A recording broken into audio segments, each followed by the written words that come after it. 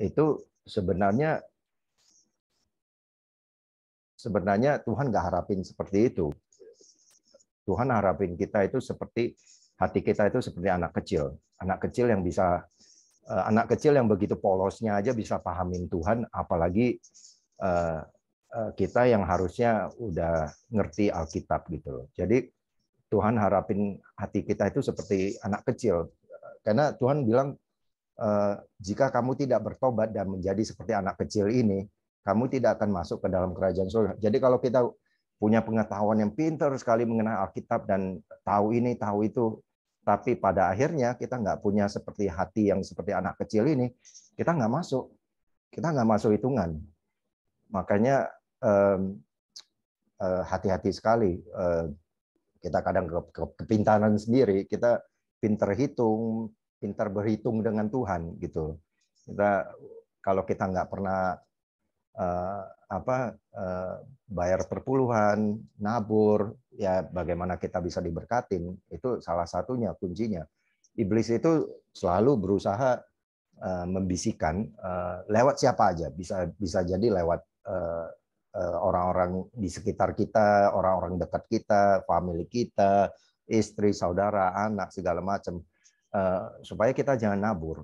Bego kalau kita nabur kayak begini, yang untungnya pendetanya. Sebenarnya waktu kita nabur, Tuhan itu yang nabur, yang waktu kita nabur, yang nuai itu kita gitu loh. Yang dapat tuaian itu nantinya kita sendiri gitu. Nanti saya akan jelaskan kenapa saya mau share ini ke saudara-saudara, karena saya ngalamin satu persatu hidup saya. Semua yang saya alamin saya akan bagikan. Yang saya nggak ngerti, yang saya nggak tahu, saya nggak berani ngomong gitu. Yang saya ngomong hari ini karena saya ngalamin berkat Tuhan, mujizat Tuhan, penyertaan Tuhan satu persatu.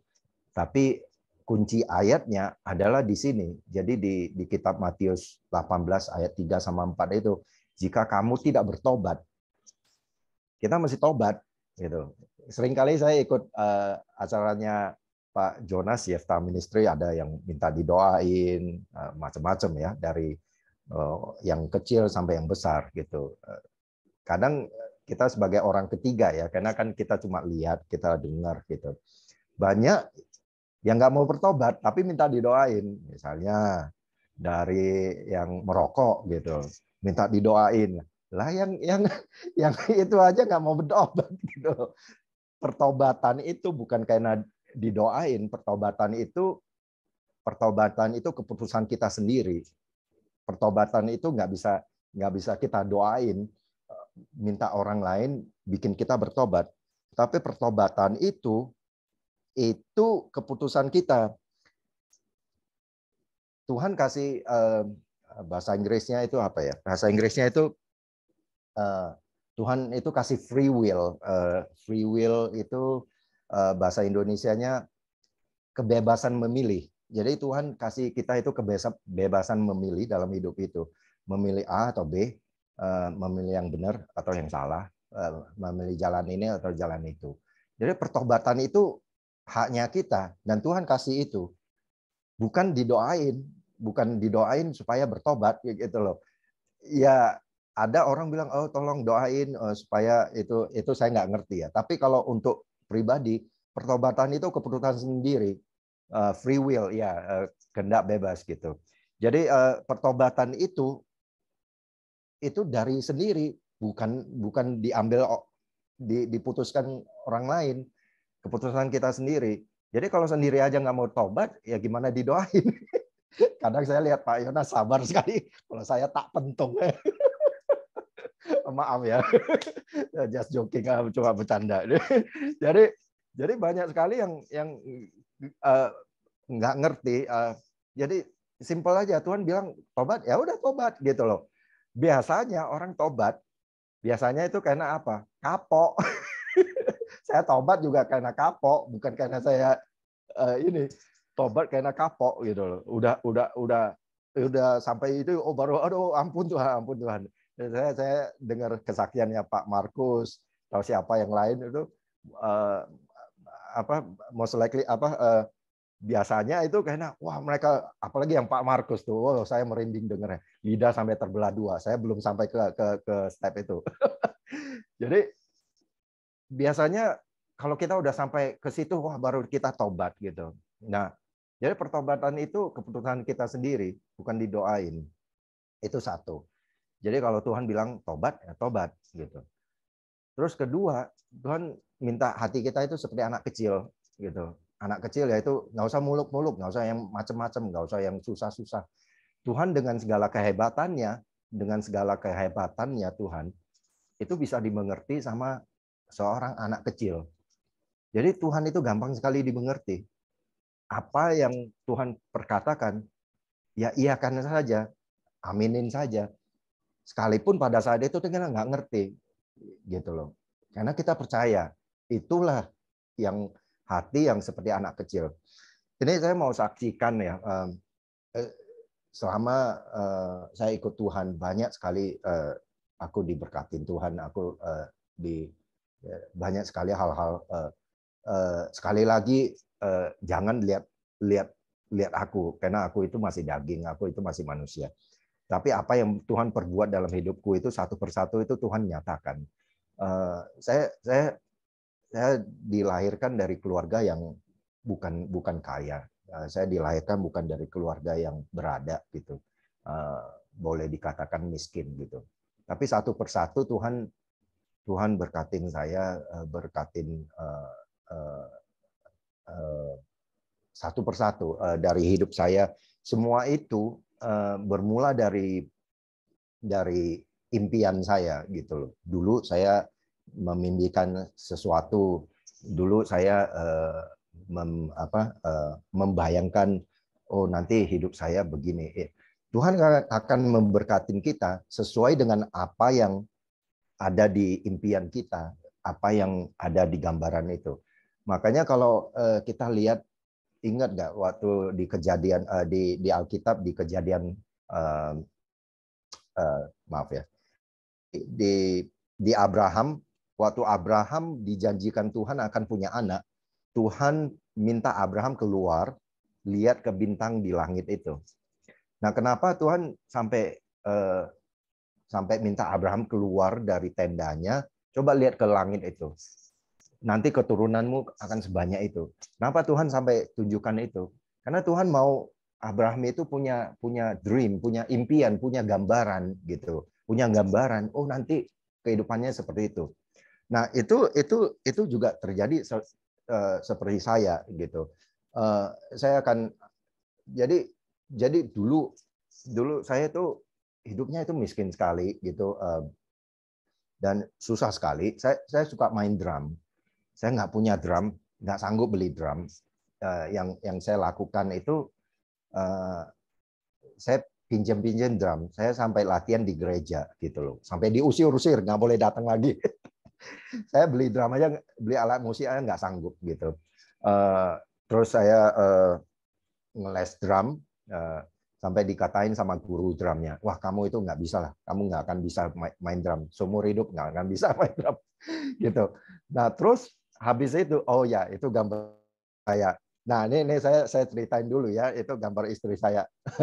Nah jadi yang ini istri saya dulu.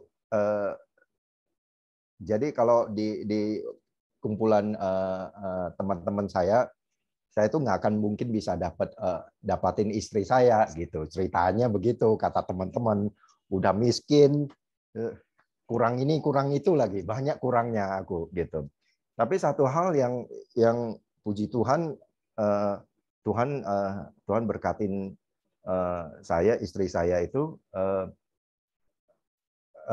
satu hal yang mungkin Tuhan taruh di hati saya itu adalah saya itu orangnya nggak pernah putus asa gitu loh. Selalu coba lagi. Selalu udah ditolak, dicoba lagi, udah ditolak, datang lagi gitu, ceritanya begitu. Memalukan. Nggak tahu malu, sebenarnya nggak tahu malu gitu. Sampai udah ditolak-tolak berkali-kali, nggak tahu malu. Terus saya padahal waktu zaman dulu itu saya miskin sekali, saudara-saudara. Saya itu motor nggak punya, mobil nggak punya, sepeda aja nggak punya, naik bus kemana-mana gitu. Tapi yang saya ketemu calon istri saya itu di gereja gitu. Tiap kali udah mau latihan musik di gereja gitu kan. Terus saya teleponin, ingat ya latihan ya, ingat ya. Udah tahu, telepon lagi. Karena keulatan saya, akhirnya saya jadian sama istri saya. Itu Tuhan yang taruh itu. Terus ada sekali lagi saya memimpikan saya punya anjing husky. Kayaknya saya lupa kirim gambarnya. Jadi saya punya anjing itu saya itu memimpikan 15 tahun yang lalu. Anjing itu terus terang saya memimpikan warna begini, tipenya begini gitu. Tapi akhirnya Tuhan berkatin aku exactly persis sama yang aku mimpikan, persis sama yang aku mau gitu loh. Dan anjing itu nah mungkin kalau bisa lihat, nah ini anjingnya nih, dan anjingnya husky gitu. Nah anjing ini 15 tahun yang lalu itu saya udah pernah lihat gitu loh. Wah nggak sanggup nih, uangnya nggak cukup, nggak kuat, hidup saya nggak hidup. Tapi saya punya mimpi, saya pengen gitu. Sampai setelah 15 tahun kemudian, Tuhan berkatin saya persis anjing yang warnanya begitu, yang itu. Terus habis itu anjing ini, dia punya tabiat itu menurut istri saya ya, wah ini anjing namanya Gucci. Wah Gucci ini mirip kayak Daddy, dia bilang gitu. Itu istri saya bilang, mirip kayak, dia panggil saya Daddy gitu ya, kayak ayah gitu. Nah jadi si Gucci ini punya sifat nggak pernah putus asa gitu loh, sampai istri saya bilang, wah ini si Gucci ini mirip kayak Dedi. Terus saya kaget, maksudnya apa gitu loh. Saya tanya istri saya, ya kayak kamu nggak putus asa aja gitu. Jadi kalau si Gucci itu mau sesuatu itu terus dicecerin terus gitu. Ya ibaratnya kayak, baru istri saya bilang, ya persis kayak kamu, waktu udah ditolak pun masih datang terus gitu. Nah akhirnya Tuhan berkatin aku yang apa yang aku impikan. Nah terus balik lagi ke waktu aku main drum ya. Jadi waktu dulu aku itu miskin sekali, drum aja nggak punya, apapun nggak punya, sampai aku ngeles, itu guru drumnya sampai bilang, kamu nggak bisa main drum, kamu tuh nggak punya talent, kamu itu nggak punya talenta main drum. Oh iya ya, wah saya sakit hati gitu. Ya tapi saya terus gitu loh. Waktu udah ditolak, udah dibilang bodoh, udah bilang apa, saya terus gitu loh. Saya nggak peduli apa kata orang. Nah terus saya jalanin terus sampai akhirnya singkat cerita apa yang saya tabur dulu saya tuai. Saya main musik itu sampai konser kemana-mana. Saya konser ke Kanada, Amerika, saya konser ke Las Vegas, saya konser kemana-mana. Yang apa yang dulu orang bilang nggak akan mungkin bisa, kamu nggak punya talent. Saya juga main di Warner Bros tahu ya, gitu. Jadi saya main dengan grup musik di Amerika gitu. Dan apa yang orang bilang nggak mungkin, saya buktiin gitu loh. Karena apa? Saya cuman jalanin terus aja, terus nggak putus asa. Jadi impian, cita-cita Anda itu bukan ditentukan atas apa kata orang, tapi atas apa impian yang Tuhan taruh di dalam hati saudara.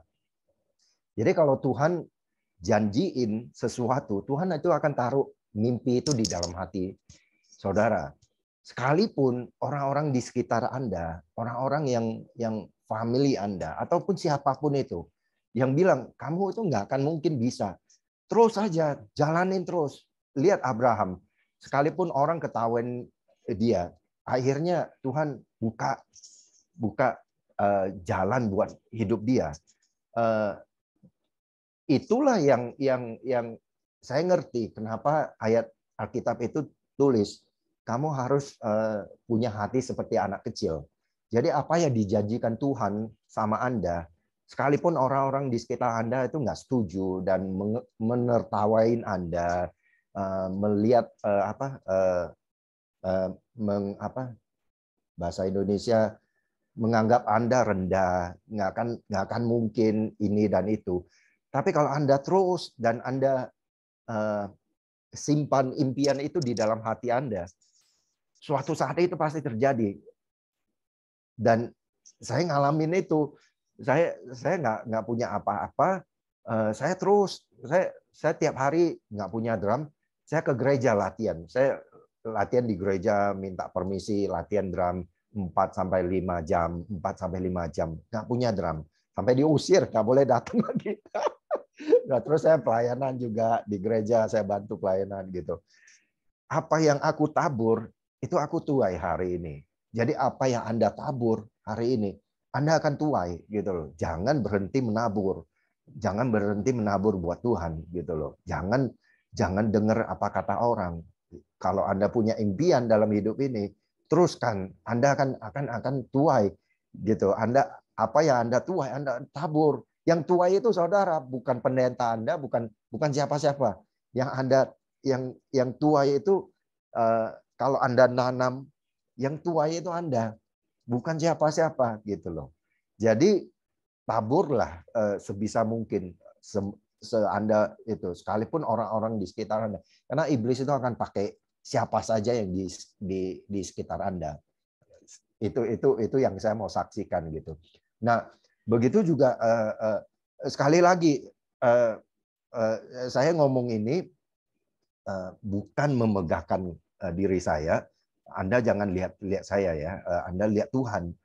Tuhan yang bekerja di balik hidup saya. Anda pandang Tuhan Yesus, bukan pandang saya. Saya nggak ada apa-apanya. Saya ini masih daging.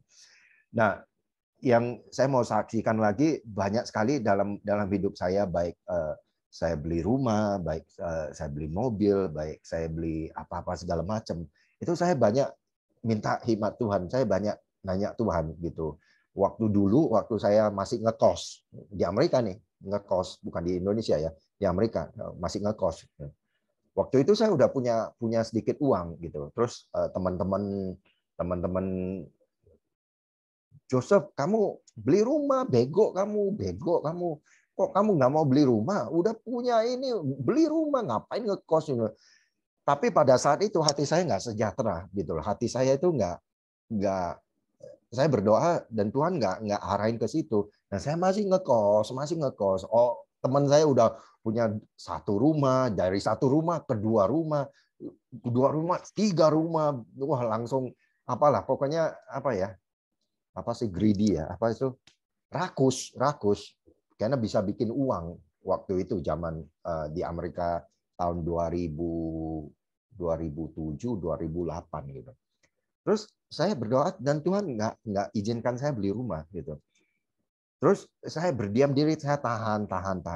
Tahu-tahu tahun 2008 akhir itu krisis di Amerika, semua kolaps, semua bangkrut. Banyak orang kena PHK, harga rumah anjlok semua. Nah, begitu anjlok, banyak yang kena PHK. Teman saya yang dulu bilang, bego kamu. Tahu-tahu dia bangkrut. Habis bangkrut, habis semuanya. Habis bangkrut, bukan hanya bangkrut. Dia kehilangan kerjaan, habis kehilangan kerjaan. Tahu-tahu dia mesti balik lagi ke Indonesia. Nggak sanggup lagi hidup di Amerika. Nah, itu orang yang dulu bilang saya bego. Nah, pada saat itu, Tuhan kasih tanda, beli rumah. Jadi waktu saya beli rumah itu paling di paling bawah harganya, di bottom price, harga yang paling jatuh di bawah. Itu saya beli. Begitu saya beli gitu. Padahal rumah saya cuma punya uang segitu gitu. Dan saya nggak mau ambil kredit. Saya cuma beli itu. Udah saya beli gitu. Begitu saya udah beli, 2-3 tahun kemudian itu ekonomi balik lagi, naik lagi. Ekonomi Amerika naik lagi. Wah, harga rumah saya balik lagi 2-3 kali lipat lagi. Akhirnya saya untung gitu. Jadi itu waktunya Tuhan gitu loh. Jadi selama ini saya dikatain bego. Ternyata saya nggak bego. Saya pintar juga gitu. Saya dengar Tuhan gitu. Terus itu harga rumah naik. Nah, terus yang lebih lucunya lagi, saya beli rumah yang semua orang bilang lu nggak boleh beli rumah itu karena menurut adat orang Chinese itu rumah sial katanya gitu. Nomornya aja ya, kalau orang Chinese itu kan kalau nomornya aja itu ada 44, namanya 44 gitu loh. Loh, kalau 4 itu di Chinese itu namanya mati gitu loh. Gua nomornya 44 lagi double mati gitu. Terus gua beli itu rumah gitu. Wah, 2 tahun kemudian Tuhan, saya udah malas pindah, saya udah nggak mau pindah gitu loh. Saya udah capek, pindahan rumah itu capek sekali, bukan kayak pindahan mobil atau pindahan kos gitu. Capek sekali. Tapi Tuhan sengaja bikin aku pindah.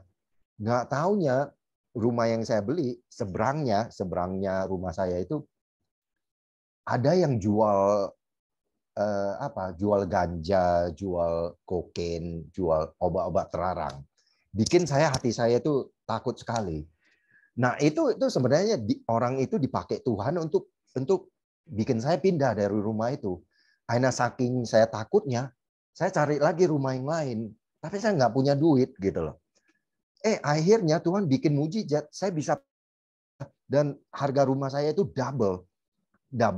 Akhirnya selisihnya rumah itu sampai dapat, saya bisa pindah. Itu kan hoki namanya, benar-benar itu mujizat Tuhan. Jadi saya dituntun ke rumah itu yang katanya itu rumah sial karena nomornya 44. Ternyata itu memang rencana Tuhan. Saya beli rumah itu dengan harga murah sekali. Terus Tuhan cuma izinkan saya tinggal di rumah itu 2 tahun. Habis 2 tahun pindah. Terus jadi double gitu loh. Gara-gara orang depan rumah itu jual obat. Kalau itu depan rumah itu nggak jual obat, saya nggak bakal pindah. Saya udah malas pindah. Dipakai Tuhan untuk mendang saya keluar. Waktu saya tendang keluar, saya dapat rumah lagi yang lebih gede lagi. Jadi segala sesuatu yang kita kerjakan, doa dulu, minta tuntunan Tuhan. Sekalipun orang-orang di sekitar Anda itu bilang, bego kamu, jangan ikutin. Kalau Tuhan nggak kasih sejahtera, jangan ikutin. Nah, terus saya pendam, akhirnya saya dapat berkat Tuhan. Nah, itu yang saya mau saksikan ya. Apa yang saya ngalamin itu satu persatu Tuhan pimpin hidup saya gitu. Bukan berarti saya nggak pernah bikin salah. Saya banyak sekali saya bikin salah dalam hidup ini. Saya bisa saksikan ini bukan karena kita semua yang kesaksian di sini ini bukan orang yang kudus gitu. Orang yang pernah masuk ibarat orang Indonesia bilang orang yang pernah jatuh ke dalam comberan ya, ke dalam got, orang yang pernah berdosa gitu loh. Orang yang pernah jatuh. Nah, kita tahu betapa joroknya itu, baru kita tobat. Nah, inilah yang seperti saya ini, saya pernah dosa, saya pernah jatuh, saya kesaksian supaya Anda jangan ngalamin hal yang jelek lagi gitu. Nah, juga banyak sekali yang saya mau saksikan, misalnya kayak saya kerja gitu. Saya suka memimpikan hal yang lebih dari apa yang aku sanggup gitu. Misalnya waktu saat ini saya punya posisi yang bagus di perusahaan saya sebagai manajer. Waktu saya belum jadi manajer, saya udah impikan saya jadi manajer gitu loh. Memang ini banyak sekali hal yang aku belum dapat, aku udah mimpikan. Wah, kalau gimana ya kalau suatu saat saya jadi begini ya. Gimana ya kalau suatu saat saya beli rumah ini ya.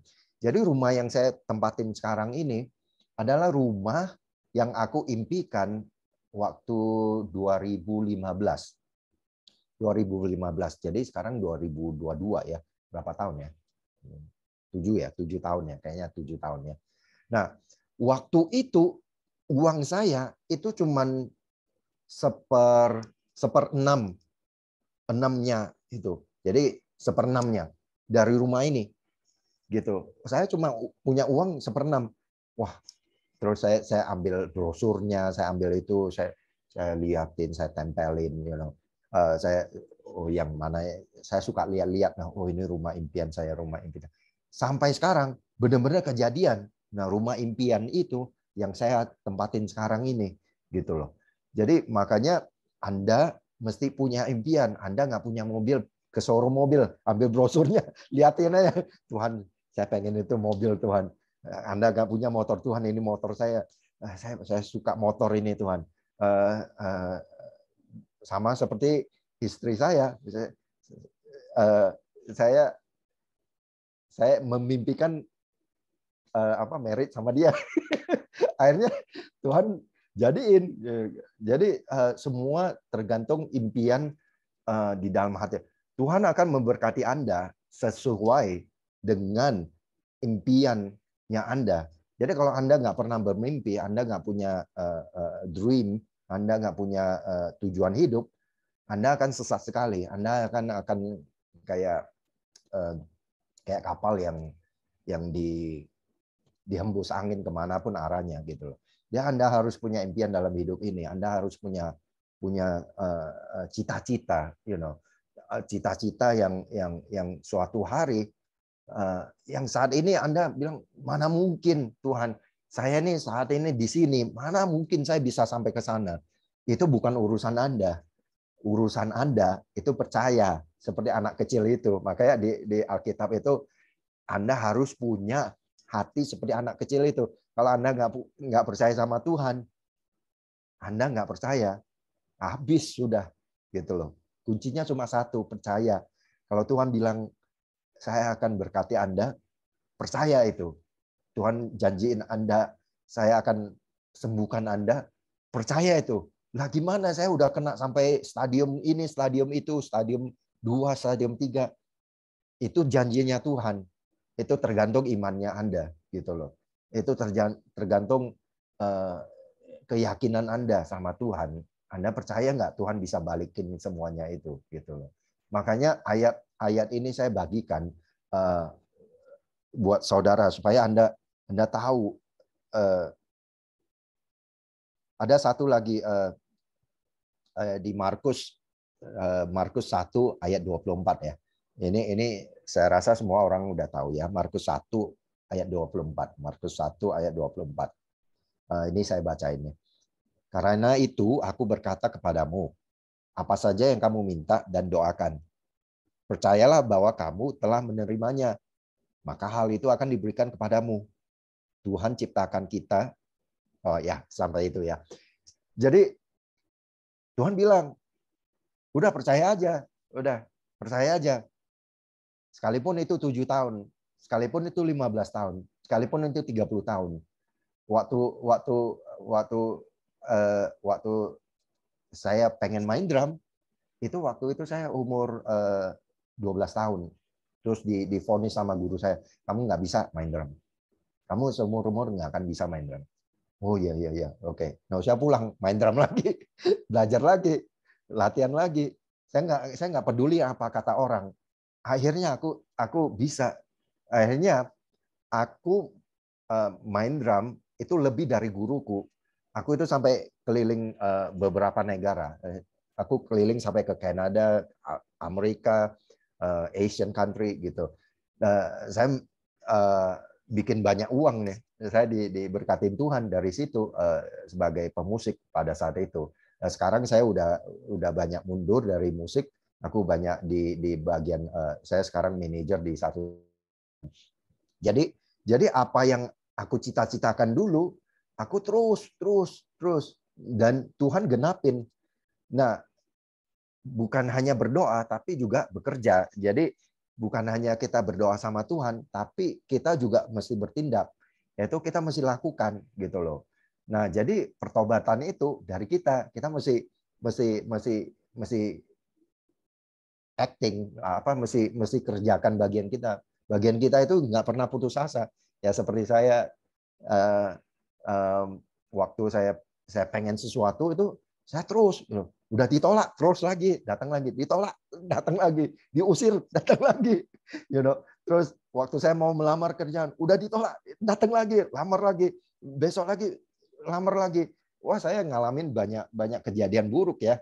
Kalau Anda lihat kayaknya wah Pak Joseph ini enak sekali. Enggak, saya banyak ngalamin penganiayaan di sana sini juga. Pak Jonas juga tahu gitu. Tapi satu hal, jangan putus asa. Jatuh, bangkit lagi. Kepleset, bangkit lagi. Tergelincir, bangun lagi gitu loh. Sampai kapan? Sampai selama-lamanya. Nggak pernah putus asa. Makanya waktu waktu saya punya anjing ini namanya Gucci, kayak Gucci, handbag Gucci gitu. Istri saya yang kasih nama. Nah, si Gucci ini itu tabiatnya kayak saya. Kalau dia mau sesuatu balik lagi sampai saya kasih. Saya udah nggak mau kasih, dia balik lagi nyerang saya, balik lagi. Sampai istri saya, wah ini si Gucci ini mirip saya sama bapaknya. Jadi ceritanya saya bapaknya, istri saya ini emaknya gitu. Wah ini mirip sama bapaknya. Kalau di apa selalu terus saja gitu. Nah, jadi intinya yang saya mau bagikan, jangan putus asa sama hidup Anda sendiri. Tetap semangat, seperti Pak Yonas suka bilang, tetap semangat. Tuhan akan memberkatin kita sesuai dengan apa yang kita imanin. Kita kalau baca Alkitab dulu, saya ingat di kitab Perjanjian Lama itu ada ditulis, aku Allahnya Abraham, aku Allahnya Ishak, dan aku Allahnya Yakub. Aku Allahnya Abraham, saya bisa ngerti karena Abraham itu orang baik. Aku Allahnya Ishak, Ishak itu orang baik. Tapi aku Allahnya Yakub itu penipu. Yakub itu bukan orang baik. Yakub itu orang yang cacat. Intinya apa? Tuhan itu adalah Tuhannya semua orang. Baik Anda itu orang baik atau orang nggak baik. Baik Anda itu nggak pernah punya cacat ataupun Anda punya cacat banyak sekali. Tuhan itu tetap Tuhannya Anda. Dan Tuhan tetap bisa nerima Anda.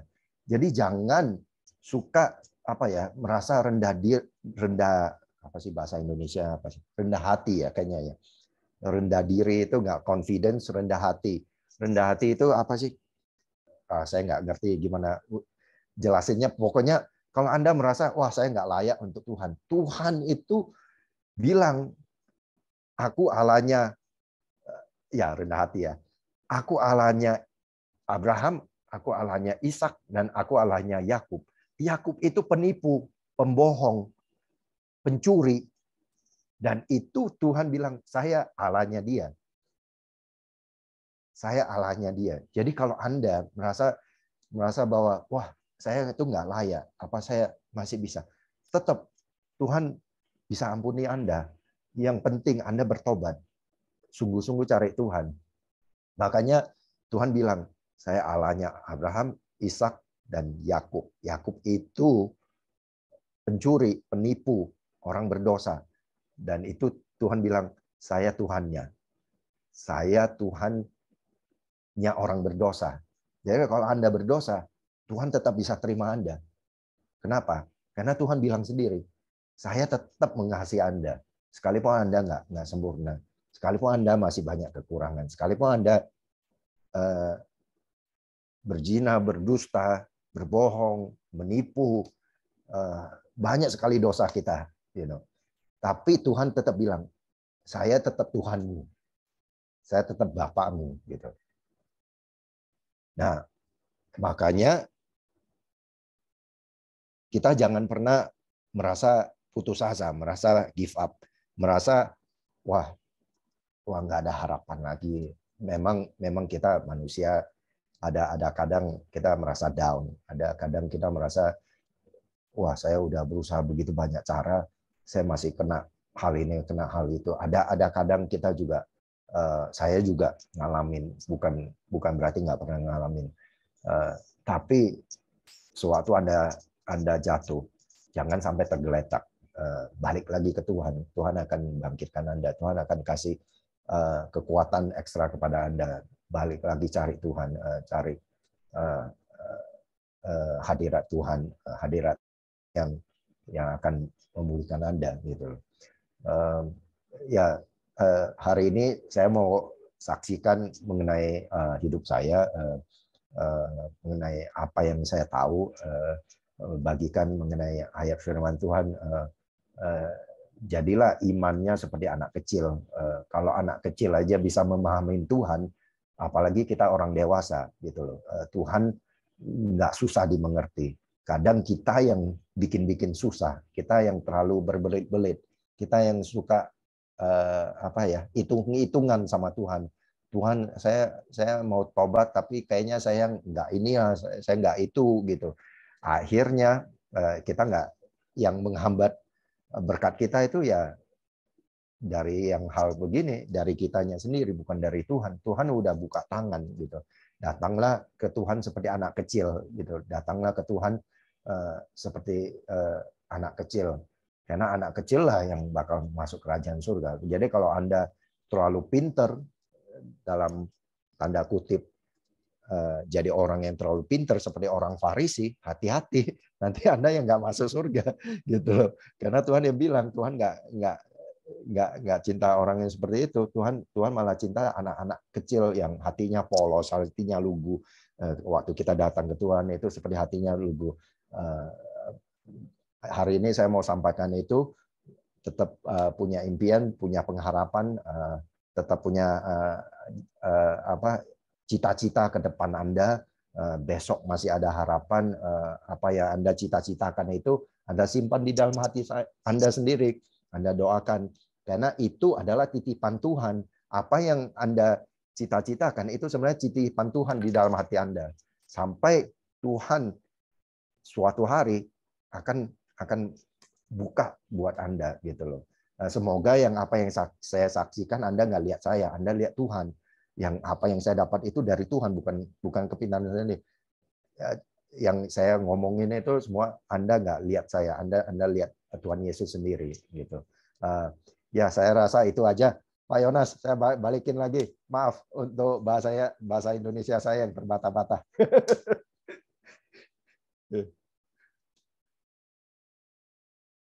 Waduh, luar biasa sekali ya. Kesaksian hidupnya. Bagaimana Pak Yosef ini, ya perjalanannya nggak gampang. Tapi karena punya harapan, punya iman dan percaya, ya itu semua itu terjadi. Ya jadi pentingnya kita harus punya impian dan iman dalam hidup ini. Ya punya harap. Terima kasih Pak Yosef buat kesaksian dan firman-Nya. Ya, Tuhan akan semakin pakai Pak Yosef ya, dalam pelayanan maupun dalam segala hal apapun. Ya, terima kasih. Baik saudara, mari kita berdoa. Bapak, terima kasih buat firman-Mu yang sudah disampaikan hamba-Mu Pak Yosef, Bapak. Terima kasih. Semua karena rencana Tuhan yang baik. Kami percaya Tuhan Kau semakin pakai Pak Yosef dalam melayani Engkau. Juga di dalam keluarga dan pekerjaannya. Di dalam nama Yesus. Di dalam nama Yesus. Dan Bapak, kami mengangkat kedua tangan kami. Jemaat Tuhan yang terkasih, terimalah anugerah kasih karunia Allah Tuhan Yesus Kristus dengan persekutuannya Roh Kudus yang akan memimpin dan menyertai hidup kita, yang akan melindungi kita di dalam nama Yesus. Setiap kita yang mau lebih lagi mengasihi dan setia, mari sama-sama katakan amin. Kiranya Engkau memberkati aku berlimpah-limpah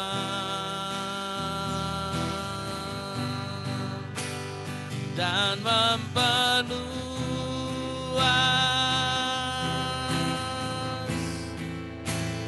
daerahku,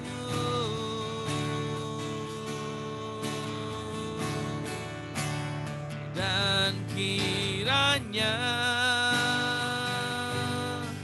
tangan-Mu menyertai aku dan melindungi aku daripada malapetaka, sehingga kesakitan tidak menimpa aku, sehingga kesakitan tidak menimpa aku.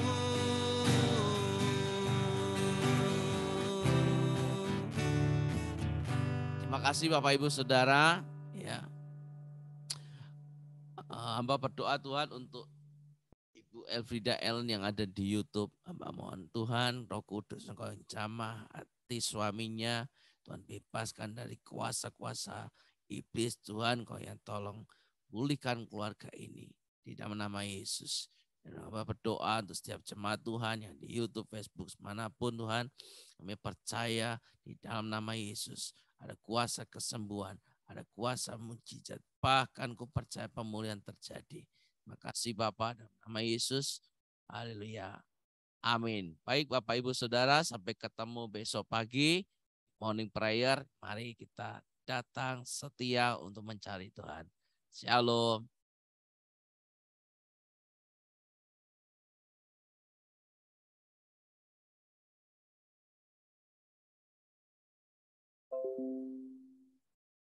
Ya baik. Saya akan berdoa. Bentar, saya buka chatnya dulu. Bapak Mbak berdoa untuk Yafet dalam nama Yesus. Tuhan tolong buka jalan untuk pekerjaannya dan dibebaskan dari roh-roh yang terikat untuk game ini Bapak di dalam nama Yesus. Hamba berdoa untuk Pak Eka Tuhan yang sakit hematokrit dan paratim di dalam nama Yesus. Tuhan tolong pulihkan, kuasa mau memulihkan untuk Pak Eka Bapak di dalam nama Yesus. Di dalam nama Yesus berkati untuk Keke, untuk anak-anaknya Bringka, juga untuk anak Pak Eka ini. Semuanya Tuhan percaya Kau yang melindungi, Tuhan yang menyertai anak-anak ini di dalam nama Yesus. Di dalam nama Yesus. Terima kasih Bapak, berdoa untuk adik dari Ibu Emilia Tuhan yang jatuh di dalam nama Yesus. Tuhan tolong setiap luka ini tidak ada infeksi, setiap tulang semuanya baik Bapak di dalam nama Yesus. Tuhan tolong. Bapak juga berdoa Bapak, Tuhan juga memberkati kesehatan Ibu Titik Tuhan di dalam nama Yesus. Ku percaya ada keajaibanmu terjadi, keajaibanmu terjadi di dalam nama Yesus, di dalam nama Yesus, dalam nama Yesus. Bapak berdoa juga untuk Dennis yang anak dari Ibu Erna yang di Belanda Tuhan. Bapak kamu percaya bahwa di dalam nama Yesus tidak ada yang mustahil. Tuhan kalian tolong anak ini. Tuhan sembuhkan jiwanya di dalam nama Yesus. Di dalam nama Yesus kesembuhan terjadi. Mujizat-Mu dan terjadi untuk anak ini Bapak. Di dalam nama Yesus. Bapak berdoa Bapak untuk Pak Arlen Manumpak di dalam nama Yesus. Tuhan yang tolong. Di dalam nama Yesus Bapak. Tolong untuk setiap sakit yang dialami sekarang. Kami percaya. Di dalam nama Yesus. Di dalam nama Yesus. Di dalam nama Yesus. Terima mujizat keajaiban. Di dalam nama Yesus. Di dalam nama Yesus. Bapak juga berdoa Bapak untuk Pak Markus. Ya Tuhan yang percaya. Buat rencanamu yang terbaik. Untuk pekerjaannya. Tuhan melindungi pekerjaannya. Bahkan dari pimpinan sampai ke bawah Tuhan ku percaya. Tuhan melindungi Pak Markus. Tuhan yang pakai Pak Markus di dalam nama Yesus. Di dalam nama Yesus. Lepaskan Tuhan berkat perlindungan di dalam nama Yesus. Juga untuk Oma Vera, juga Opa Tuhan Lukito yang sakit. Percaya pemulihan di dalam nama Yesus. Pemulihan di dalam nama Yesus terjadi untuk mereka Tuhan. Dan kesembuhan dinyatakan. Si Bapak juga berdoa untuk Ibu Yohana Endang. Tuhan tolong setiap keluarga ini Tuhan, suaminya yang sakit disembuhkan. Disembuhkan di dalam nama Yesus. Di dalam nama Yesus juga untuk anak-anak cucu dan menantu Tuhan. Kaulah yang sanggup memulihkan keluarga ini. Tuhan yang sanggup memperbarui keluarga ini. Makasih Bapa juga berdoa untuk mohon pertolongan Tuhan. Untuk anak dari Pak Sanjaya, Tuhan. Percaya rencanamu baik. Semua mendatangkan kebaikan. Tuhan yang tolong nyatakan untuk keluarga ini. Di dalam nama Yesus, terutama untuk anaknya. Kuasamu yang sanggup menyembuhkannya. Kasih juga untuk Ibu Maya dan Pak Niko. Bawa keluarga ini di hadapan Tuhan. Biarlah Roh Kudus Engkau yang bekerja untuk memulihkan. Untuk setiap hati mereka diperbarui. Di dalam nama Yesus. Di dalam nama Yesus. Engkau bukakan jalan. Juga untuk Pak Alpensius Sinaga. Di dalam nama Yesus ku percaya. Kuasamu sanggup menyembuhkan Tuhan. Dari sel-sel kanker, dari sel-sel apapun yang tidak baik. Dalam nama Yesus. Dalam nama Yesus. Nyatakan kesembuhan. Juga untuk Grace, juga untuk Bu Saja, juga untuk Pak Patar Manalu. Mereka juga menghadapi Tuhan sakit kanker, tapi kami percaya. Di dalam nama Yesus. Kaulah Allah yang dahsyat. Kaulah Allah yang luar biasa Tuhan, kau tolong mereka Tuhan di dalam nama Yesus. Nah, kami bawa Tuhan Pak Gunawan. Tuhan kau tolong yang pulihkan. Roh Kudus kau yang memulihkan. Kau yang terus akan mengubahkan, memperbarui. Di dalam nama Yesus. Setiap proteksi keluarga dan pekerjaannya. Tuhan bebaskan dari segala yang jahat. Percaya waktumu yang terbaik. Tuhan tahu cara untuk memulihkan. Bahwa Tuhan berkati kesehatannya juga untuk keluarganya. Juga untuk Hana, Tuhan yang tolong. Pulihkan Tuhan, Hana. Pulihkan di dalam nama Yesus. Di dalam nama Yesus. Juga untuk Bu Mardiana, Tuhan juga percaya. Tuhan akan memberikan kesehatan yang terbaik. Jeripayahnya tidak akan pernah sia-sia. Tuhan yang memberkati dalam usahanya. Di dalam nama Yesus, Tuhan yang semakin pakai. Terima kasih Bapa. Juga berdoa untuk Bu Esther Maurin. Tuhan kau tolong. Kesehatan jantungnya khususnya. Di dalam nama Yesus. Di dalam nama Yesus. Untuk Bu Elizabeth Indah. Percaya semua akan indah pada waktunya. Tuhan kau yang memimpin. Tuhan kau yang memberikan kekuatan, pengharapan. Hanya di dalam nama Yesus. Dan semua yang terbaik dinyatakan. Untuk Bu Indah, juga untuk keluarganya. Tuhan tolong berkati dalam kesehatannya. Dalam nama Yesus. Dalam nama Yesus. Juga berdoa Bapak untuk Pak Robert. Tuhan yang tolong bukakan jalan. Untuk sakitnya yang, tangan yang Tuhan rusuknya. Di dalam nama Yesus. Kami perlu kuasa-Mu Tuhan. Terima kasih Bapak. Di dalam nama Yesus. Di dalam nama Yesus. Kami menyerahkan seluruh aktivitas kami hari ini. Di dalam nama Yesus, ku percaya Tuhan menyertai, memberkati kami semua. Haleluya. Amin. Saudara, Pak Joseph, terima kasih buat kesaksian firman-Nya. Biasa.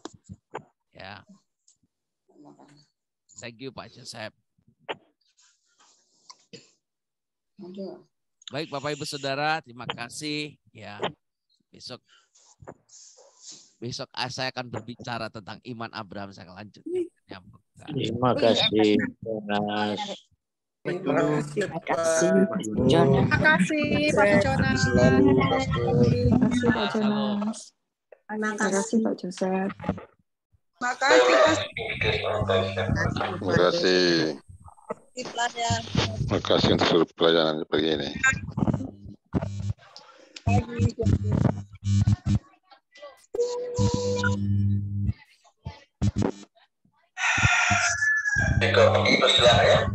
Wah, juga di office ternyata. Iya, Pastor. Puji Tuhan. Ya, Pak, luar biasa. Terima kasih Pak Yosef, luar biasa kesaksiannya. Tuhan berkati. Pak Yosef bersama keluarga di Amerika.